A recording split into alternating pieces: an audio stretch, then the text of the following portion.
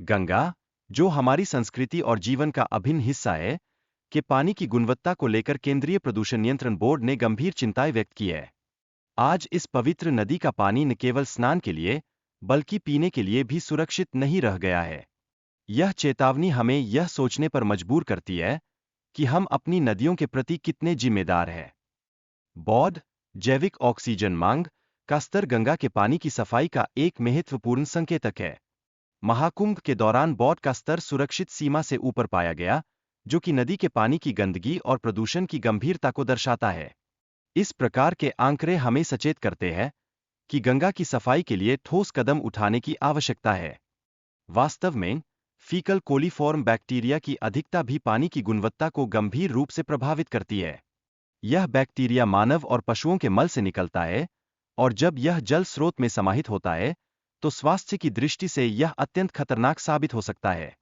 यह स्थिति हमें याद दिलाती है कि स्वास्थ्य और स्वच्छता का गहरा संबंध है। सरकार ने गंगा में प्रदूषण के स्तर को नियंत्रित करने के लिए कई बार ताजा पानी छोड़ा, लेकिन दुख की बात है कि इससे समस्या का समाधान नहीं हो पाया। इस निरंतर प्रयास पर हमें सोचना होगा कि क्या हमें केवल उपाय नहीं, बल्कि ठोस परिवर्तन की आवश्यकता है। राष्ट्रीय हरित अधिकरण ने पानी की गुणवत्ता की सच्चाई जानने के लिए उत्तर प्रदेश प्रदूषण नियंत्रण बोर्ड से प्रमाण मांगे, लेकिन उन्होंने हमें पुरानी रिपोर्ट्स पर आधारित आंकड़े दिए, जो न केवल भ्रामक है, बल्कि हमारी जलस्रोतों की वास्तविक स्थिति को छुपाने का प्रयास है। यह स्थिति एक गंभीर चिंता का विषय है। गंगा के प्रदूषित पानी में स्नान करने से त्वचा संबंधी बीमारियां, आंतों के संक्रमण और अन्य स्वास्थ्य समस्याएं हो सकती है। यह न केवल हमारी सेहत के लिए हानिकारक है, बल्कि हमारी आने वाली पीढ़ियों के लिए भी खतरा बन सकता है। हमें अपनी जिम्मेदारियों को समझना और कार्यवाही करनी होगी। मुख्यमंत्री योगी आदित्यनाथ ने यह दावा किया कि संगम का पानी पीने और स्नान के लिए सुरक्षित है, जबकि वास्तविकता यह है कि इसमें खतरनाक स्तर पर फीकल बैक्टीरिया मौजूद है। यह असंगतता हमें इस बात पर ध्यान केंद्रित करने के लिए प्रेरित करती है कि हमें सत्यता को जानने और स्वीकारने की आवश्यकता है।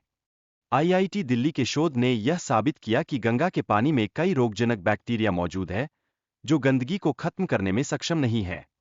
यह जानकारी हमें यह सोचने पर मजबूर करती है कि हमें खुद को इस स्थिति से बाहर निकालने के लिए सामूहिक प्रयास करने की आवश्यकता है।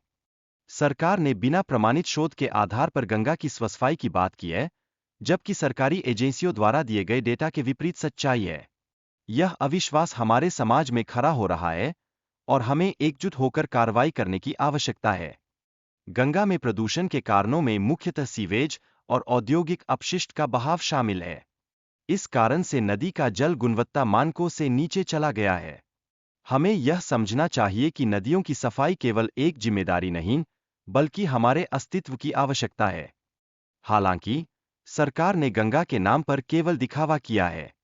असल में प्रदूषकों को रोकने के लिए ठोस कदम उठाने की कोई वास्तविक कोशिश नहीं की गई है।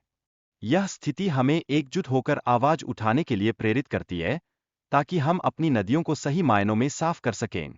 स्वामी ज्ञान स्वरूप सनंद जैसे लोग गंगा की सफाई के लिए अपने जीवन को समर्पित कर चुके हैं, लेकिन दुर्भाग्यवश सरकार ने उनकी अपीलों पर ध्यान नहीं दिया।